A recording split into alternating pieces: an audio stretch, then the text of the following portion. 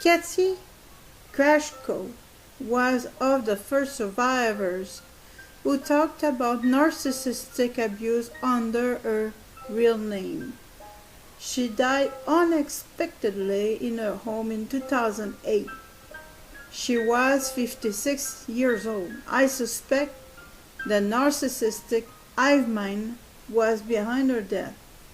In her book, What Makes Narcissists Tick?, Kathy Krajco says, "Greetings. Since my videos are stolen and uploaded to two different other channels, even though I would report them, I know who this is, and I know that he would simply upload them elsewhere, so no point reporting them because I would just have to always report other bogus accounts. So I'm going to simply read parts of the book What Makes Narcissists Tick by Kathy Krajco. Prevalence of NPD, page 103. How prevalent is NPD in society? The official estimate under 1% of the population by the American Psychiatric Association in its Diagnostic and Statistical Manual of Mental Disorder, DSM, is unreliable. In fact, it isn't even scientifically legitimate. Only in psychology would such an unscientific estimate be given a pass. This estimate is arrived at by statistics on the diagnosis of people undergoing clinical treatment. One might as well think to estimate the prevalence of mental illness by hanging out a shingle that says, quote, "Wanted people who think they're sick in the head," end of the quote. Does anyone seriously think narcissists will answer the call? That's no way to estimate the prevalence of any psychiatric disorder, least of all the one whose fixed premise is denial of the disease. The very nature of NPD militates against a narcissist ever seeking help. A narcissist firmly believes that he is perfect and there's nothing wrong with him at all, no matter what. He would rather die than know the truth, no exaggeration. So it's no wonder that the APA's estimate of NPD prevalence is so low. Only a tiny fraction of narcissists get treatment, and the APA aren't sampling the general population, they're sampling clinical patients only. Generally, patients end up in treatment of one of two ways. They seek it, they are forced into it by the courts as a consequence of trial for a crime. Most narcissists convicted of violent crimes also meet the diagnostic criteria for psychopathy, antisocial personality disorder, so they are not included in these statistics. Child molesters may be somewhat of an exception because some are diagnosed as narcissists only. Hence, it is mainly only this fraction of narcissistic criminal offenders that gets forced into treatment and appears in the statistics. As for the vast majority of other narcissists, they almost never seek treatment. Sorry. And when narcissists do present for help, it's almost always for some other disorder, like depression or alcohol or drug dependence. If they get the right doctor, he or she may notice and diagnose the NPD. So, those few that come to light this way are the only unimprisoned narcissists showing up in these statistics. They are those who incidentally get noticed when they suffer a major life crisis, i.e. a narcissistic crisis usually brought on by the death of narcissistic parent, the loss of a job, or abandonment by a spouse that forces them into treatment for access to drugs like Prozac, or to save their job by drying them out. In that case, however, they may present themselves for treatment not because they're willing to admit there's something seriously wrong with them, but only because they are so desperate for attention that they will take it the only place they can get it. In fact, I know of one narcissist who became so desperate for attention after his second woman, read Mama, abandoned him, that he kept calling an ambulance, thus forcing the county to keep taking him in and drying him out. But if a therapist had told him that the root of his problem is NPD, he'd have walked out the door, deciding that the therapist was the crazy one. In other words, those statistics are catching but a tiny subset of narcissists, and mainly only at the one or two windows of opportunity in their lives to show up in the statistics. In fact, all psychopaths are narcissists, and according to the APA's own estimates, psychopaths alone comprise far more than 1% of the population. Boom! That fact alone blows the 1% estimate right out of the water. So, where is it coming from? They must be counting only those diagnosed as narcissists only, ignoring cases of comorbidity, which are the majority, since they themselves instruct clinicians to diagnose more than one personality disorder if at all possible, which raises the question of why they do this. To muddy the picture? That's how you fiddle with statistics to make the prevalence of NPD seems as low as fiddling with statistics can make it. What's more, how can the APA pretend to estimate the prevalence of any personality disorder when the most commonly diagnosed one is 301.9 personality disorder not otherwise specified? So this official estimates between commas smells fishy, because no first year college math or science student would dare try to pass off statistics like that as the basis for a legitimate estimate of a mental illness prevalence in the general population. Oh, what's up? Is this outfit that shoddy? Or is it the mental health care establishment, a patronizing big brother that doesn't want us to know how prevalent NPD is? Are they afraid that people would panic if they knew, between commas, and start pointing the finger all around, suspecting every other person of having NPD and stigmatizing those with the disease? Do they fear people would call for change in the law to allow forcing those suspected of having NPD to undergo evaluation and possibly be locked up? I don't know, but I can think of no plausible explanation except these two. And the first one, that this outfit is just that shoddy, seems less likely. Such diagnostic sampling bias is a well-documented problem with prevalence estimates.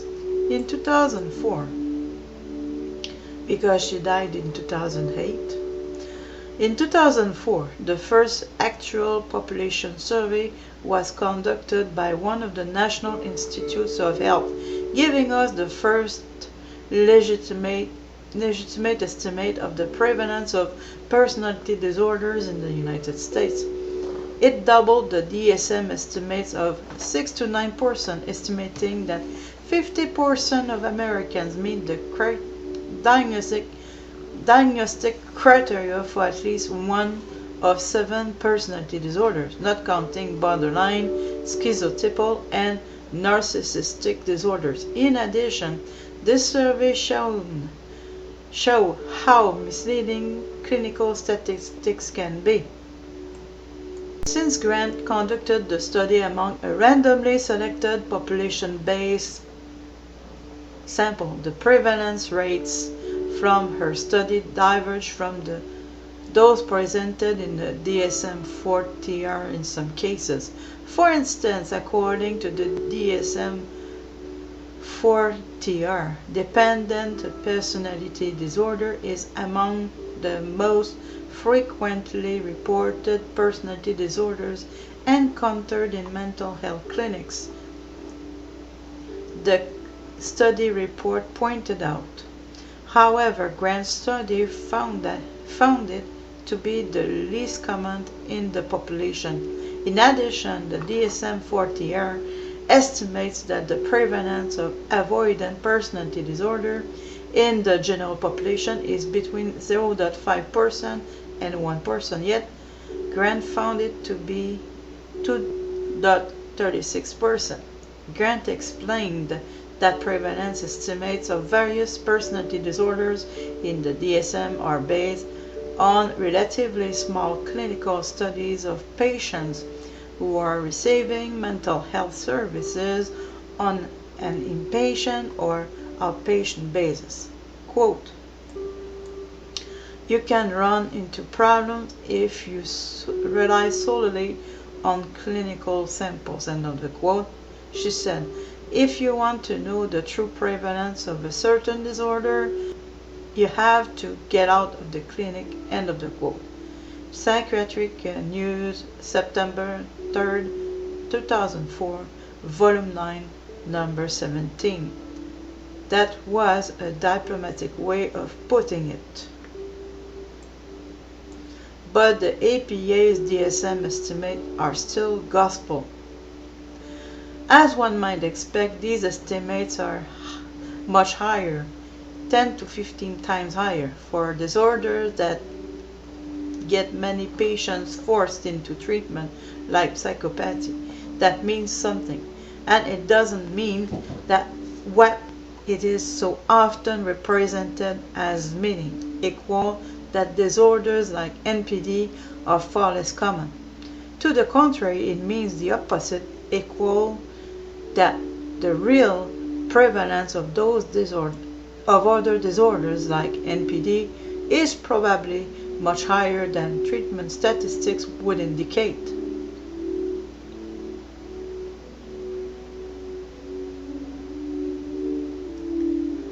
A false picture. I will skip that for now. I want to continue to page 110. NPD, a male disease, an adult disease. Another thing that warps our picture of NPD is double standards that are the fruit of stereotypes and sloppy thinking. Those are written in italics, okay? So those are examples of the phrase she just said. Another thing that warps out picture of NPD in double standards that are the fruit of stereotypes and sloppy thinking. Women are nicer than men and therefore less likely to be narcissists. What's okay for men to do is wrong for women to do. All people are nice and deserve a pass to treat young people without respect if they want. Physically hitting someone is worse than verbally abusing them or destroying their life through slander and calumny. And another warping statement is children are all innocent and by nature good. Rubbish. So, another thing that invalidates current statistics is mental health workers applying double standards of both age and sex. An example of such a double standard is this. If you can see an action photo of an angry male coach with his mouth wide open and his face contorted, we see no ugliness. But if we see a photo of a female coach with but an intense look on her face, she is ugly, right? So we think nothing of this behavior in our male hero, but she strikes us as a bitch. We can hardly help that because it's a cultural thing. Again, for example, personality traits regarded as distinguishing a man as worthy of admiration as a good, tough businessman are regarded as distinguishing a woman as a bitch. That's just a fact. And mental health care workers are taking few, if any, precautions to avoid applying such sexual double standards in diagnosis. Broverman, Clarkson, Rosendraz, and Vogel, 1970, in probably the most publicized study of criterion bias, demonstrated how clinicians viewed typical male traits, for example, independent, forceful, domineering, as more closely associated with a healthy adult than they did typical female traits, nurturing, deferential, and reserved. This study demonstrated diagnostic criterion bias by showing how a prejudice towards typical male traits over female traits can cause misdiagnosis. Jerry McLaughlin, Reducing Diagnosis Bias, Journal of Mental Health Counseling, in 2002. In Abnormal Psychology, Chapter 12, Nitzel discusses this very issue of noting that women get diagnosed with with antisocial personality disorder far less frequently than men, with histrionic personality disorder far more frequently than men.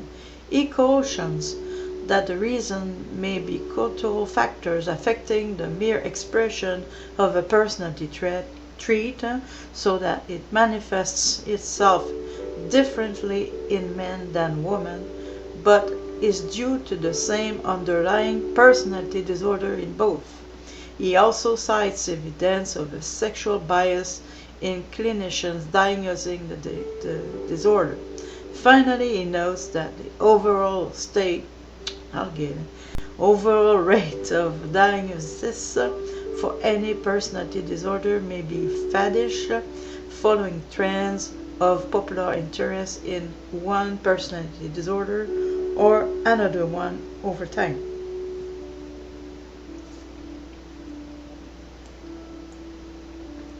Histrionic personality disorder occurs in about 2 to 4% of the U.S. population, Westman, 1993, and it appears to be diagnosed more often in females than in males. The reasons for this gender difference remain controversial. It may reflect cultural influences that led females especially to believe that physical beauty is necessary for a satisfying life, or it may be due to the diagnostic biases described in Chapter 2. Recall the study of Maureen Ford and Tom Weidiger, in which clinicians were asked to diagnose fictitious cases. One case involved a typical description of antisocial personality disorder for which the person was said to be either a man or a woman.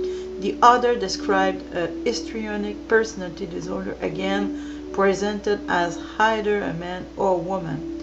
The results showed that clinicians were more likely to diagnose a female with histrionic personality disorder even when she met the criteria for antisocial personality disorder. Likewise, histrionic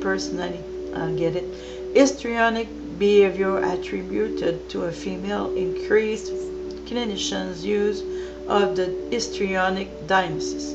On the other hand, being identified as a male had a smaller effect on the differential use of the two diagnoses. Researchers' interest in histrionic personality disorder appears to have declined recently. It may be diagnosed less frequently in the future since it overlaps considerably with other personality disorders in the dramatic, emotional, erratic cluster, which cuts the legs out from under the widespread belief that NPD is far more prevalent in men than women. The high preponderance of male patients in studies on narcissism has prompted researchers to explore the effects of gender roles of this particular personality disorder. Some have speculated that the gender imbalance of NPD results from society disapproval of self-centered and exploitative behavior in women, who are typically socialized to nurture, please, and generally focus their attention on others. Others have remarked that the imbalance is more apparent than real, and that it reflects a basically sexist definition of narcissism. These researchers suggest that definitions of the disorder should be rewritten in future editions of the DSM to account for ways in which narcissistic personality traits manifest differently in men and in women. Encyclopedia of Mental Disorder. Indeed, aggression, for example, will tend to express itself differently in women than in men, for cultural and perhaps even biological reasons. But aggression is aggression. It should not go unnoticed in women just because it knocks out in a different, perhaps more subtle way. For example, what's worse, shooting someone or destroying their career, calumniating them to make a social outcast of them, and driving them to suicide? There's no flip answer to that question. In my own slice of the world, the ratio is 50-50. And in my own understanding of the disease, I see no reason why men should be any more prone to it than women. But I do see many reasons why male narcissists are exposed as narcissists more frequently than female narcissists are. But put another way, I see many reasons why female narcissists get away with it more often. You can just chalk this up to the fact that men are more likely to use their fists than their mouth. For the only narcissist I have observed physical violence in is an extremely violent woman who has everyone but those who've seen her with her mask off thinking she's a regular Mother Teresa. And anyone who thinks male narcissists are worse because they're more prone to physical violence is dead wrong. If anything, that makes them less dangerous than female narcissists. The law deals with physical attacks. It does almost nothing to protect us from non-physical attack. Indeed, the non-physical violence the woman I referred to above has done is by far more damaging and more sadistic than any beating she ever gave someone. Any of her victims would prefer her beatings to her life-ruining slanders and vicious psychological abuse. The professional literature on NPD and other personality disorders candidly admits that mental health care workers tend to diagnose by sex, viewing certain behaviors in women as histrionic and in men as narcissistic. They readily spot attention-getting behaviors in women and diagnose them as histrionic while being blind to attention-getting behaviors in men and diagnoses them as narcissistic. In other words, they don't realize that narcissists are attention getters. Attention getting is characteristic of both disorders. The difference is that in NPD, this need for attention becomes so rapacious that it can't tolerate anyone else getting any attention. That's the key.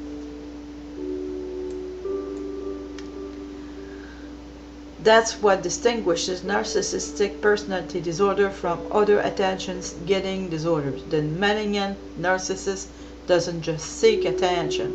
He or she is hostile toward anyone else getting any attention. He or she must have it all. It would kill him or her to just be in a place where anyone else is getting attention.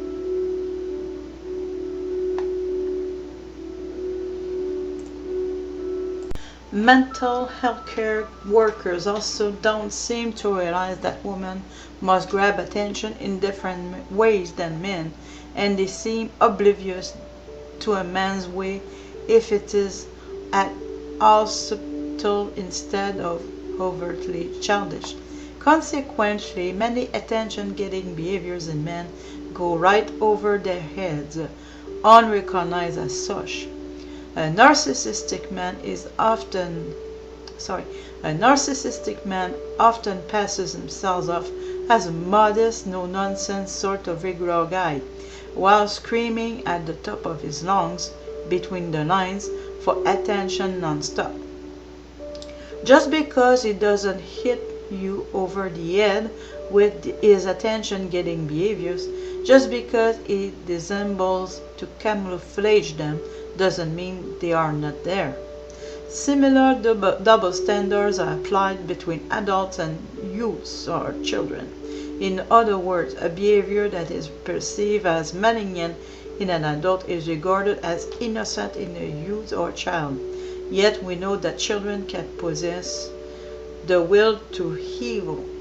That is, they can want to harm others just to harm them. They may like hurting people. We see children do this in everyday life and read shocking instances of it in the daily news. Yet, because it rattles our cage, we stubbornly keep forgetting it. Every narcissistic adult was a narcissistic youth, and before that, a narcissistic child. He or she abused their siblings and classmates and animals, never learning to empathize. He or she was as big a bully as they could be in their world. These behaviors, whenever found in children of 6 or older, should be taken seriously as a warning sign. It doesn't get any better. They don't outgrow it. They just gain experience to make them ever more cunning, more manipulative, more sure that they can get away with anything, and more dangerous. Who hasn't had a leap up and protect some small animal from a little child who, on a whim, just starts pounding it, and with no feeling whatsoever, nothing but machine-like and fascinated interest in its agony? When this happens, it's a startling reminder to us that a very little child lives in a mind that's much different from ours. We would understand psychopathy a lot better if we realized that this mental state, which is perfectly normal in the developing personality of the 3-year-old, is abnormal and extremely dangerous when it persists in the older child, the youth or the adult. NPD begins in childhood. If it were diagnosed in childhood or youth, there might be a chance to save that narcissist and everyone he or she would otherwise someday destroy. By the same token, though conventional wisdom says that most malignant narcissists are men, the double standards mentioned above make that not necessarily so. If NPD truly does originate in infancy, toddlerhood, and the very early years of childhood, it is hard to see why boys should be more frequently damaged than girls, unless NPD is tied to some sex-linked genetic trait, and there is no evidence for that. There are probably other reasons too why most cases of NPD that come to light are in men. One might be that, on average, men acquire power more easily than women. Since the only ring of a narcissist's behavior is what he thinks he can get away with, on average, male narcissists probably go farther than female narcissists feel it's safe to go. For example, male narcissists are likely to hold higher positions of authority than female narcissists. So, on average, they have more power. They are therefore more able to get away with illegal acts. They are bolder, daring to commit more illegal acts, and to commit them with less cautious cunning than female narcissists do. So, they are bound to get caught more often and show up in greater number in the statistics. Nonetheless, power goes to a woman's head as easily as a man's. Consider Madame Mahou, for example. If women were as likely to become dictators as men, we probably would find the names of more women on this list of famous ends: Stalin, Hitler, Saddam Hussein, etc. So we must view these statistics as the tip of an iceberg and not necessarily representative of the sexual prevalence of the disease. Also, society raises men differently than women. It puts fewer rings on men than women. It's more acceptable for men to get physical. It's more acceptable for men to be rude, and so forth. So male narcissists avoid censure more easily and get away with more on average.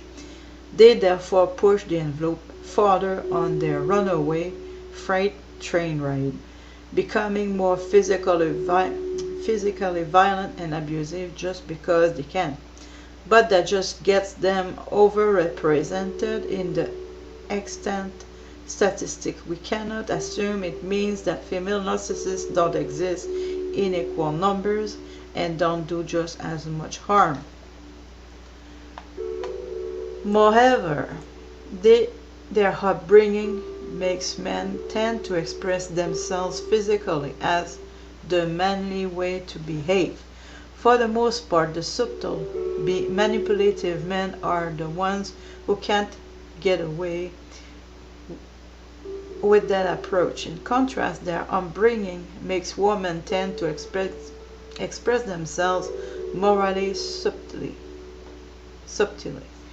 Consequently, most arrestable offenses are committed by men, but anyone afflicted with both physical and psychological abuse will tell you that the psychological abuse is far worse.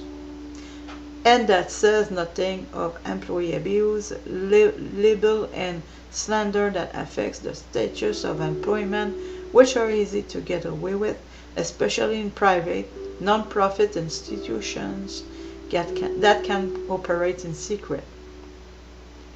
Visit bullyonline.org for more information. In fact, the extant statistics indicate that this class of narcissists are mostly women, probably because these secretive, non-profit, private institutions tend to hire women as administrators. These people are harmless. How many suicides do they drive people to annually? not harmless at all. It would be kinder and less wicked for them kill with a gun. So most female narcissists probably remain below society standards.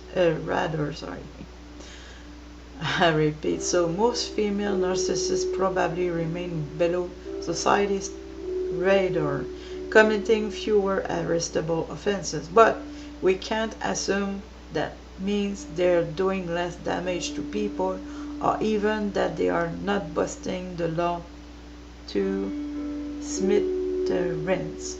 In fact, neither I nor those I know who have had experience with narcissists regard the female as one bit less dangerous or malignant than the male. Indeed, every narcissist is a bully, and bullies pick an unfair fight. If a narcissist man hits his wife, he may go to jail. If he turns around and hits on her child, he is very unlikely to go to jail. If the child then goes outside and kicks the puppy, he always gets away with it.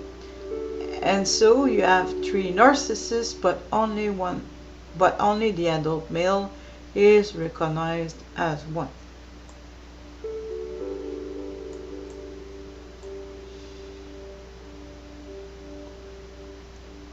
Thank you for listening.